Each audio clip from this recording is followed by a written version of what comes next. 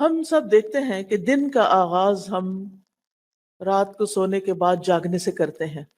تو اب میں سٹیپ بائی سٹیپ دن کے مختلف کاموں کے بارے میں کچھ باتیں ذکر کروں گی. آپ اپنے پاس نوٹ بھی کر سکتے ہیں، اپنے پاس ٹو ڈو لسٹ بنا سکتے ہیں کہ آپ نے کیا کیا کرنا ہے. یعنی سب سے پہلے صبح کے وقت کیا کرنا ہے. رسول اللہ صلی اللہ علیہ وسلم نے فرمایا، ہر شخص صبح کے وقت اٹھتا ہے تو اپنے نفس کا سودا کرتا ہے، پھر یا تو اسے آزاد کرتا ہے یا اسے ہلاک کرتا ہے. یعنی ہر شخص ہر روز ایک تجارت کرتا ہے جس میں یا تو وہ فائدہ اٹھاتا ہے یا وہ نقصان اٹھاتا ہے. ہر روز ہمیں دن کے 24 آورز مل جاتے ہیں، اور 24/7 یعنی پورے ہفتے میں ہمیں ہر روز 24 آور ملتے ہیں. اب کچھ لوگ ایسے ہیں کہ جو ان 24 آورز کو بہترین طریقے سے گزارتے ہیں اور پھر وہ کامیاب ہو جاتے ہیں، ان کا سودا نفع بخش ہوتا ہے، وہ پروفٹ کما لیتے ہیں. اور کچھ لوگ انہی 24 آورز کو ضائع کر کے دنیا میں بھی نقصان اٹھاتے ہیں اور آخرت میں بھی نقصان اٹھاتے ہیں. تو اس لیے ہمیں وہ کام لازمی کر لینے چاہیے کہ جن سے یہ 24 آورز ہمارے سیکیور ہو جائیں اور ہماری کامیابی کا راستہ ان سے طے ہو جائے. سب سے پہلی چیز جو آنکھ کھلتے ہی ہمیں کرنی چاہیے وہ ہے صبح کی دعا، جس کا آغاز ہوتا ہے الحمدللہ سے. الحمدللہ الذی احیانا بعدما اماتنا والیہ النشور. سب تعریفیں اس اللہ کے لیے ہیں جس نے ہمیں مرنے کے بعد زندہ کیا اور اسی کی طرف دوبارہ لوٹنا ہے. اب آپ دیکھیے کہ یہاں پر زندگی اور موت کی بات کی جا رہی ہے. آپ کو یہ تو معلوم ہی ہوگا کہ النوم اخو الموت، کہ نیند موت کی بہن ہوتی ہے. جس طرح نیند میں انسان کچھ دیکھتا نہیں، کچھ سنتا نہیں، اسی طرح موت کے بعد بھی انسان کا دیکھنا سننا ختم ہو جائے گا. اب آپ دیکھیے کہ انسان کی قرآن مجید سے ہمیں پتہ چلتا ہے کہ ہم جب رات کو سوتے ہیں تو ہماری ایک روح لے لی جاتی ہے. اسی وجہ سے وہ روح آپ دیکھیں کہ جہاں جہاں جاتی ہے، جو جو کچھ دیکھتی ہے، اس کا ایک کنیکشن انسان کے ساتھ بھی ہوتا ہے. تو اسی کی بنا پہ ہم خواب دیکھتے ہیں. اور بعض اوقات وہ انسان جو ہے وہ بہت ساری سفر طے کر رہا ہوتا ہے، جو لوگ دنیا سے گزر چکے ہیں ان سے جا کے مل رہا ہوتا ہے. تو یہ دراصل روحوں کی ملاقات ہوتی. پھر جس شخص کو اللہ تعالیٰ زندگی دیتا ہے اس کی روح واپس اس کے جسم میں صبح جاگتے ہی لوٹا دی جاتی ہے، اور جن کی موت نیند کے اندر لکھی ہوتی ہے ان کی روح واپس نہیں آتی. اسی لیے آپ نے ضرور یہ سنا ہوگا کہ فلاں شخص سویا تو پھر اٹھا ہی نہیں، کیونکہ اس کی وہ روح جس پر اس کی زندگی کا دار و مدار تھا وہ اس کو واپس نہیں دی گئی. تو یاد رکھیے ہماری زندگی اور ہماری موت ٹوٹلی اللہ سبحانہ و تعالیٰ کے کنٹرول میں ہے. اس لیے ہر روز جب صبح ہمیں زندگی کا ایک اور دن ملتا ہے تو ہمیں کیا کرنا چاہیے؟ اللہ کا شکر ادا کرنا چاہیے کہ مجھے ایک اور دن مل گیا، اور پھر خوش ہونا چاہیے کہ مجھے اپنی آخرت کی کمائی کے لیے مزید وقت مل گیا ہے. اور یاد رکھیے کہ جب انسان شکر ادا کرتا ہے تو اللہ تعالیٰ کا وعدہ ہے لَإِن شَكَرْتُمْ لَأَزِيدَنَّكُمْ، اگر تم نے شکر ادا کیا تو میں تمہیں اور زیادہ عطا کروں گا. جو بندہ شکر گزار ہوتا ہے، گریٹفل ہوتا ہے، اس کی نعمتوں میں اضافہ ہوتا چلا جاتا ہے. پھر آپ دیکھیے کہ ہم عام طور پر بھی اللہ سبحانہ تعالیٰ کی اللہ کی تعریف کیوں کریں؟ آپ دیکھتے ہیں کہ قرآن مجید سے ہمیں پتہ چلتا ہے کہ کائنات کی ہر چیز اللہ کی تسبیح بیان کر رہی ہے.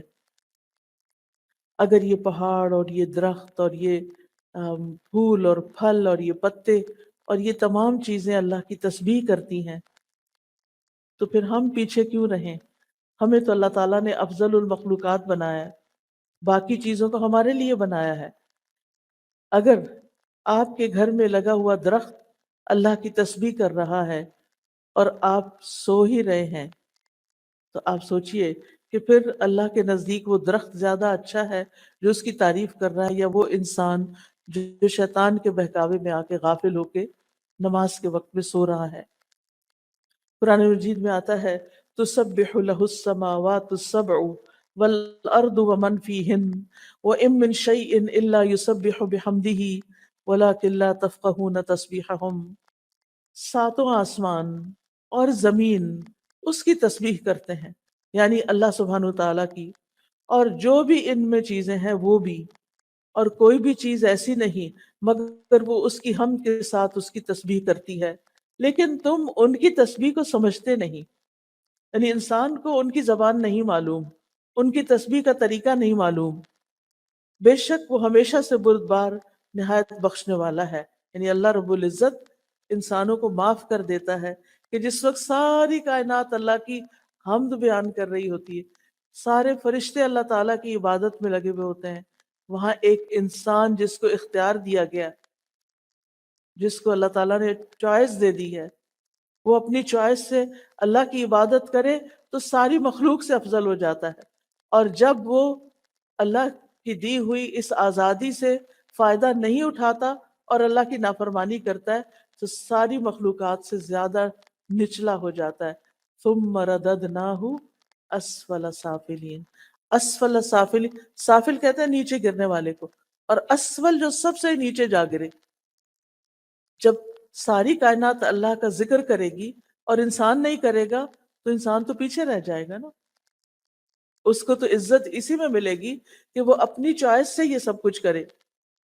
نبی صلی اللہ علیہ وسلم نے فرمایا قیامت کے دن اللہ تعالیٰ کے سب سے افضل بندے وہ ہوں گے جو کثرت سے اللہ کی تعریف کرنے والے ہیں۔ تو اس لیے جو نعمت بھی آپ کو ملے اس پر الحمدللہ ضرور کہیے۔ حدیث میں آتا ہے الحمدللہ کہنا میزان کو نیکیوں سے بھر دیتا ہے۔ اتنا بڑا کلمہ ہے یہ کہ اللہ میں تیری تعریف کرتی، تیری حمد و ثنا کرتی ہوں۔ پھر اسی طرح اگر انسان پانی کا ایک گھونٹ بھی پیتا ہے، ایک گھونٹ، اور اس کے بعد الحمدللہ کہتا ہے تو اللہ تعالیٰ اس بندے سے راضی ہو جاتا ہے۔ اب آپ صبح کے وقت اٹھ گئے، صبح کے وقت اٹھ کر آپ نے دعا پڑھی، زندگی ملنے پر اللہ کا شکر ادا کیا۔ اب اس شکر کا عملی طریقہ کیا ہے کہ آپ نماز فجر ادا کریں۔ تو اٹھنے کے بعد پہلا کام نماز فجر ادا کرنا ہے، کیونکہ سورج نکلنے کے ساتھ ہی نماز فجر کا وقت چلا جاتا ہے، تو اس کو with in time, with in limits ہمیں ادا کرنا ہوتا ہے۔ فجر کی نماز جو ہے یہ عمل کی پہلی بنیاد ہے۔ اس وقت آپ نے ثابت کر دیا کہ آپ اللہ کے بندے ہیں یا اپنے نفس کے بندے ہیں۔ جو نفس کے بندے ہوتے ہیں وہ اپنی مرضی کے کام کرتے ہیں اٹھ کے، اور جو اللہ کے بندے ہوتے ہیں، جو اللہ کی عبادت گزار ہوتے ہیں، وہ پہلا کام کیا کرتے ہیں؟ نماز ادا کرتے ہیں۔ رسول اللہ صلی اللہ علیہ وسلم نے فرمایا اللہ نے بندوں پر 5 نمازیں فرض کی ہیں، جس نے انہیں ادا کیا اور ان کا حق ہلکا سمجھتے ہوئے ان میں سے کچھ کیا تو اللہ کا اس کے لیے قیامت کے دن کے لیے یہ وعدہ ہے کہ اس کو جنت میں ضرور داخل فرمائے، اور جس نے ان نمازوں کیا مگر ان کا حق ہلکا سمجھتے ہوئے ان میں سے کچھ ضائع کر دیا تو اللہ کا اس عہد نہیں، وہ چاہے تو عذاب دے اور چاہے تو معاف فرما دے۔ لہٰذا نماز کو معمولی چیز نہیں سمجھنا چاہیے۔ اللہ سبحانہ تعالیٰ صبح کے بعد اور عصر کی نماز کے بعد فرشتوں سے بندوں کا حال پوچھتے ہیں کہ جب تم گئے تھے، یہ تو آپ کو معلوم ہے نا ہمارے دائیں بائیں کرامن کاتبین ہیں، 2 فرشتے ہیں۔ ان کی ڈیوٹی 24 آور کی نہیں ہوتی، ان کی ڈیوٹی 12 آور ہوتی ہے، اور یہ فجر اور اپنی ڈیوٹی تبدیل کر دیتے ہیں۔ جو فجر کے وقت آتے ہیں وہ عصر کے وقت تک ہم نے جو کچھ کیا ہوتا ہے وہ سارا لکھ کر واپس لے جاتے ہیں، اور وہاں سے نیکسٹ فریش فرشتے آ جاتے ہیں جو اگلے وقت کے لیے پوری رات کے لیے ہمارے اعمال لکھتے ہیں، اور پھر وہ فجر کے وقت واپس جاتے ہیں اور نئے فرشتے فجر کے وقت ہمارے پاس آ جاتے ہیں۔ جب یہ واپس جانتے ہیں تو اللہ تعالیٰ خود ان سے پوچھتے ہیں کہ تم نے بندوں کو کس حال میں چھوڑا؟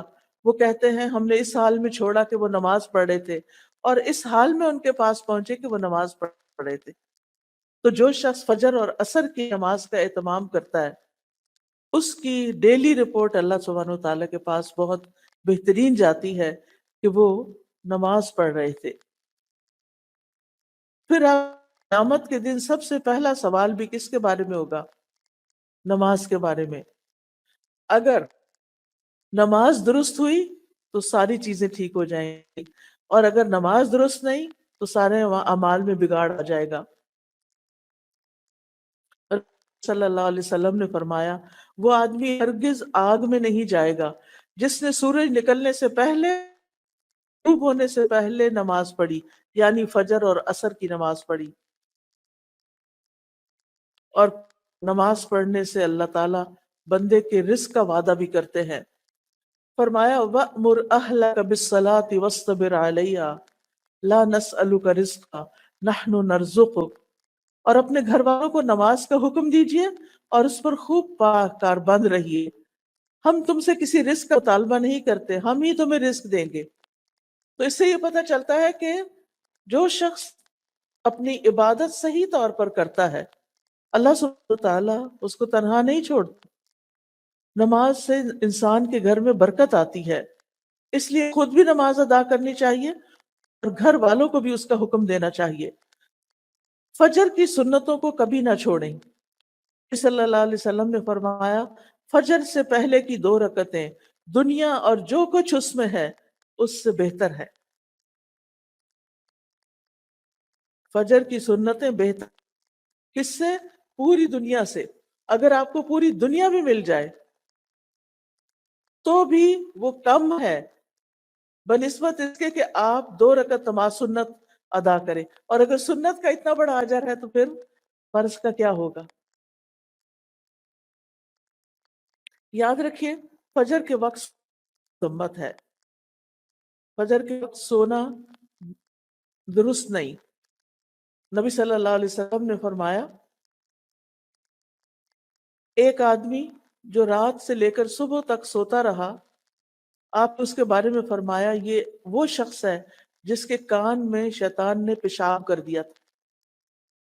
شیطان بھی ہم نے نہیں دیکھا اور اس کا پیشاب بھی نہیں دیکھا، لیکن نبی صلی اللہ علیہ وسلم نے فرمایا ہے تو بات درست، کیونکہ آپ صادق اور امین تھے۔ یہ بات تو ہم سب جانتے ہیں، سبھی مانتے ہیں۔ مراد اس سے یہ ہے کہ اس شخص کے اوپر خوب نحوست طاری ہوگی، اسی لیے آپ لیٹ اٹھتے ہیں، نماز نہیں ادا کرتے، اللہ کا ذکر نہیں کرتے، آپ کی طبیعت سارا دن بوجھل رہتی ہے۔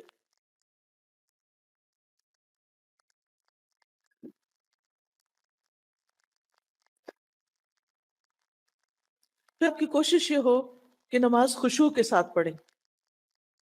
خشوع نماز میں رونا دھونا، بعض لوگ سمجھتے ہیں کہ کچھ لوگ نماز میں بہت روتے ہیں لہٰذا ان کی نماز زیادہ خشوع والی ہے۔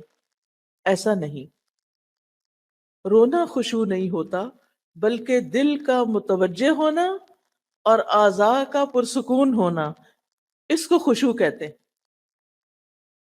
اگر ہو سکے تو یہ ڈور کھول دیں کیونکہ تھوڑا سٹفی ہو رہا ہے تاکہ فریش ایئر اندر آتی رہے۔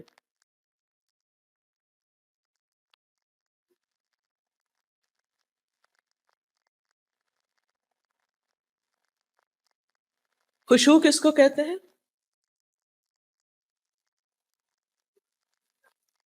جی ہاں، دل کا متوجہ ہونا اور اعضاء کا پرسکون ہونا، یعنی نماز میں ہمیں ہلنا نہیں چاہیے، دائیں بائیں نہیں ہونا چاہیے، ایسے بھی جھوم جھوم کے بھی نماز نہیں پڑھنی چاہیے۔ نماز میں سٹل بالکل ساکت کھڑے ہونا چاہیے کہ اگر کوئی پرندہ بھی آ کے بیٹھ جائے تو وہ بیٹھا رہے کہ یہ شخص شاید یہ کوئی پول ہے یا کچھ اور ہے۔ اور اس بات کا خیال رکھنا کہ میں اللہ کے سامنے کھڑی ہوں، اس سے خشوع آتا ہے۔ بہت سے لوگ یہ کوشچن کرتے ہیں نماز میں کیسے جائیں؟ بس یہ سوچ لیں نماز پڑھنے سے پہلے کہ میں اللہ سبحانہ و تعالیٰ کے سامنے کھڑی ہوں، پھر اپنے رب سے سرگوشیاں کریں، چپکے چپکے باتیں کریں، یعنی نماز کے الفاظ ادا کریں۔ خشوع کے بغیر نماز ایسے ہی ہے جیسے روح کے بغیر جسم. خشوع نماز کی روح ہے. اور کامیاب ہونے والے مومنوں کی صفت یہ ہے قد افلح المؤمنون الذین هم فی صلاتهم خاشعون. یقیناً فلاح پا گئے وہ مومن جو اپنی نمازوں میں خشوع اختیار کرتے ہیں. رسول اللہ صلی اللہ علیہ وسلم نے فرمایا جب کوئی شخص نماز پڑھتا ہے تو وہ اپنے رب تبارک و تعالیٰ سے سرگوشی کرتا ہے. چنانچہ اسے معلوم ہونا چاہیے کہ وہ اپنے رب سے کیا سرگوشی کر رہا ہے. لہذا جب آپ نماز میں ہوں تو کھڑے بھی بہت خاموشی یعنی بہت سکون کے ساتھ کھڑے ہوں. رکوع میں جائیں تو ٹک جائیں پھر کھڑے ہوں. سجدے میں جائیں تو ماتھا اور ناک آپ کا زمین پر ٹک جائے اور تسبیحات پڑھیں. ہر ہڈی اپنے جوڑ پر آ جائے اور پھر آپ سیدھے کھڑے ہوں.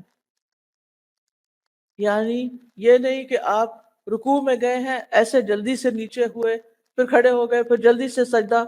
کئی لوگ تو دونوں سجدے بس ایک ہی دفعہ سر رکھ کے 2 دفعہ مار کے اٹھ جاتے ہیں.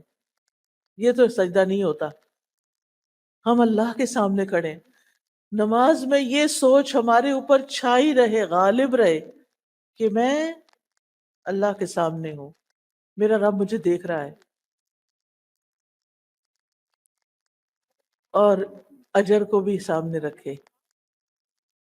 نبی صلی اللہ علیہ وسلم نے فرمایا تم جب بھی کوئی سجدہ کرتے ہو تو اللہ اس سجدے کی وجہ سے تمہارا ایک درجہ بڑھا دیتا ہے. ہر سجدے کی وجہ سے ایک درجہ بڑھ جاتا ہے اور اسی کے ذریعے تمہاری ایک خطا بھی مٹا دیتا ہے.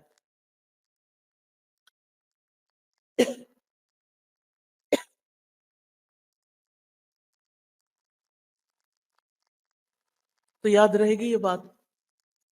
سجدے سے کیا ملے گا؟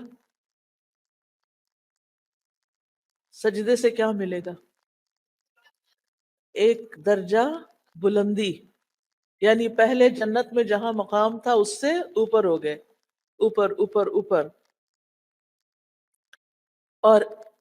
اور کیا ملتا ہے؟ ایک خطا مٹ جاتی, ایک غلطی صاف ہو جاتی. نماز کے بعد فوراً مصلی سے نہیں اٹھے, بیٹھے رہیں, ذکر اذکار کریں. کیوں؟ اس لیے کہ اس کا بہت بڑا اجر ہے. رسول اللہ صلی اللہ علیہ وسلم نے فرمایا جب تک تم اپنے اس مصلی پر بیٹھے رہو جہاں تم نے نماز پڑھی تھی اور بے وضو نہ ہو, یعنی وضو نہ ٹوٹے, تو فرشتے تمہارے لیے دعا کرتے رہتے ہیں اللہم اغفر لہ, اللہم ارحمہ, اے اللہ اس کو بخش دے, اے اللہ اس پر رحم فرما دے. تو کیا کرنا چاہیے پھر؟ اپنی جگہ پر تھوڑی دیر بیٹھ کے تسبیحات کر کے دعائیں فرشتوں کی لے کے پھر اٹھیں. اب یہ جو تسبیحات ہے نا 2 طرح سے ہیں. ایک تو ہے 33 بار, دوسری ہے اور آخری بار 33 مرتبہ اللہ اکبر, اور پھر آخری بار لا الہ الا اللہ وحدہ لا شریک لہ لہ الملک و لہ الحمد وہو علی کل شیء قدیر. تو یوں کہنے سے 34 دفعہ ہو جاتا ہے اور پوری یعنی حدیث سے یہ پتہ چلتا ہے کہ وہ اس نے اپنی تسبیح پوری کر لی. اب آپ دیکھیے کہ اگر آپ کے پاس وقت نہیں اور آپ کو جلدی کسی کام سے جانا ہے تو پھر آپ کتنی دفعہ پڑھ لیں؟ 10 دفعہ. کیا پڑھیں گے؟ کیسے پڑھیں گے؟ سبحان اللہ سبحان اللہ 2 دفعہ چھوٹی انگلی کو پریس کریں گے, یا چھوٹی انگلی جو ہے وہ آپ کے انگوٹھے کے ساتھ لگے گی, ٹھیک ہے, تو آپ کو نمبر یاد رہے گا سبحان اللہ سبحان اللہ سبحان اللہ سبحان اللہ سبحان اللہ سبحان اللہ سبحان اللہ سبحان اللہ, اور پھر سبحان اللہ پورے 10 ہو گئے. تو 10 تینوں تسبیحات پڑھ لیں. 10 سبحان اللہ, 10 الحمدللہ, اور 10 اللہ اکبر. اس کے بارے میں آپ صلی اللہ علیہ وسلم نے فرمایا دو خصلتیں یا دو عادتیں ایسی ہیں کہ اگر کوئی مسلمان بندہ ان کی پابندی کر لے تو جنت میں داخل ہوگا، اور وہ بہت آسان ہے، مگر ان پر عمل کرنے والے بہت کم ہیں۔ ہر نماز کے بعد 10 مرتبہ سبحان اللہ، 10 مرتبہ الحمدللہ اور 10 مرتبہ اللہ اکبر کہے تو زبان کی ادائیگی کے اعتبار سے 150 بار ہے، اور مجموعی طور پر پانچوں نمازوں کے بعد جو عمل ترازو میں رکھا جائے تو 1500 ہے۔ کتنا اللہ سبحانہ تعالیٰ نے اجر لکھا ہے آپ کے لیے۔ اور اگر آپ نہیں پڑھتے، چھوڑ کے اٹھ جاتے، کتنی دیر لگتی ہے؟ 1 منٹ، 2 منٹ، دو بھی نہیں لگتے۔ ہم اپنا فون، سیل فون میں جا نماز کے ساتھ رکھ کے بیٹھتے ہیں، جو سلام پھیرا فٹافٹ فون اٹھا لیا۔ اور اگر ہمارے کام کا کوئی میسج نہ ہو تو پھر ہم کیا کرتے ہیں؟ کچھ بھی مل جائے وہ چلا لیتے ہیں، اور اتنے بڑے خیر اور خزانے سے محروم ہو جاتے ہیں۔ پھر ایک اور بات یہ ہے کہ اگر انگلیوں پہ تسبیح کریں گے تو زیادہ ثواب ہوگا، انگلیاں گواہ بن جائیں گی، لہذا خوبصورتی کے ساتھ انگلیوں کو استعمال کرنا ہے، جیسے سبحان اللہ سبحان اللہ سبحان اللہ سبحان اللہ، الحمدللہ الحمدللہ، اللہ اکبر، یعنی اس طرح بھی آپ کر سکتے ہیں۔ پھر ہر نماز کے بعد آیت الکرسی پڑھیں، اس کا کیا ثواب ہوتا ہے؟ نبی صلی اللہ علیہ وسلم نے فرمایا ہر فرض نماز کے بعد آیت الکرسی پڑھنے والے کو موت کے علاوہ کوئی چیز جنت میں لے جانے سے نہیں روک سکتی۔ یعنی دنیا میں رہتے ہوئے تو آپ جنت میں نہیں جا سکتے، مرنے کے بعد بھی جنت میں وہ جائے گا جو اللہ کا پسندیدہ ہوگا، اور جو اللہ کا پسندیدہ ہے اس کو اللہ تعالیٰ نے بہت سی خوشخبریاں بھی سنائی ہیں، اس کے لیے آسانیاں بھی کی ہیں۔ اور یہاں پر کیا آسانی کی گئی ہے کہ جب یعنی انسان اپنی یعنی ان چیزوں کو پابندی سے پڑھے گا تو پھر اس کے لیے جنت کا رستہ آسان ہو جائے گا۔ اچھا، قیامت کے دن ہماری انگلیوں سے بھی سوال ہوگا، تو جب ہم ان پہ ذکر کریں گے تو یہ ہمارے حق میں بولیں گی۔ قرآن مجید میں آتا ہے نا، وَتُكَلِّمُنَا أَيْدِيهِمْ وَأَرْجُلُهُمْ، ہم سے کلام کریں گے ان کے ہاتھ اور پاؤں۔ پھر ہر نماز کے بعد قُلْ هُوَ اللَّهُ أَحَدٌ، قُلْ أَعُوذُ بِرَبِّ الْفَلَقِ، قُلْ أَعُوذُ بِرَبِّ النَّاسِ۔ اگر آپ کو وسوسے ستاتے ہوں، شیطان پریشان کرتا ہو، آپ کو کوئی تکلیف بیماری ہو، تو آپ یہ تینوں کل ہاتھ پہ پڑھ کے پھونک مار کے ہاتھ میں چہرے اور سر اور بازو اور ان سب پر خود ہی پھیر لیا کریں۔ اس سے آپ بہت اچھا فیل کریں گے، بہت لائٹ فیل کریں گے۔ اگر آپ کو کوئی تھکاوٹ ہوئی بھی ہے، آپ کو کوئی بیماری ہے، کچھ بھی ہے، آپ اس کو اپنا معمول بنا لیں۔ پھر صبح کے اذکار پوری توجہ کے ساتھ کریں۔ اللہ سبحانہ تعالیٰ قرآن مجید میں فرماتے ہیں یا ایھا الذین آمنوا اذکروا اللہ ذکرا کثیرا وسبحوہ بکرۃ واصیلا، اے ایمان والو اللہ کو کثرت سے یاد کیا کرو۔ یہ کون کہہ رہا ہے کہ اللہ کو زیادہ یاد کیا کرو؟ کون کہہ رہا ہے؟ اللہ سبحانہ تعالیٰ، یس، ماشاءاللہ آپ بہت دھیان سے سن رہے ہیں، اسی لیے جواب دے رہے ہیں۔ اللہ سبحانہ تعالیٰ سن رہا ہے، اللہ تعالیٰ فرما رہا ہے کہ اے ایمان والو اذکر اللہ ذکرا کثیرا، اللہ کو بہت زیادہ یاد کیا کرو، اور صبح و شام اس کی تسبیح بیان کیا کرو۔ تو صبح و شام سبحان اللہ و بحمدہ پڑھنے والا، جو پوری تسبیح ہے 100 دفعہ پڑھنا چاہیے، پڑھنے والا جو ہے اس کے سارے گناہ معاف ہو جاتے ہیں۔ اور تسبیح جو ہے یہ ڈپریشن کا علاج بھی ہے، انسان کے دل کا غم، دکھ، پریشانی بھی ختم ہوتی ہے اس سے۔ پھر اسی طرح آپ نے فرمایا جو شخص یہ تسبیح پڑھتا ہے سبحان اللہ و بحمدہ، قیامت کے دن اس سے زیادہ افضل کوئی بھی نہیں لائے گا. قیامت کے دن اس سے زیادہ افضل عمل کسی کا بھی نہیں ہوگا، اور سوائے اس کے جس نے اس کے برابر یہ اس سے زیادہ پڑھا ہو. پھر اسی طرح اگر ہو سکے، جیسے بزرگ خواتین ہوتی ہیں تو وہ فجر کی نماز سے سورج طلوع ہونے تک بیٹھے رہے مصلی پر. جو اسکول کے بچے تو ظاہر ہے انہیں اسکول جانا ہوگا، تیاری کرنی ہوگی، لیکن تیاری کرتے کرتے اللہ کا ذکر کرتے رہیں.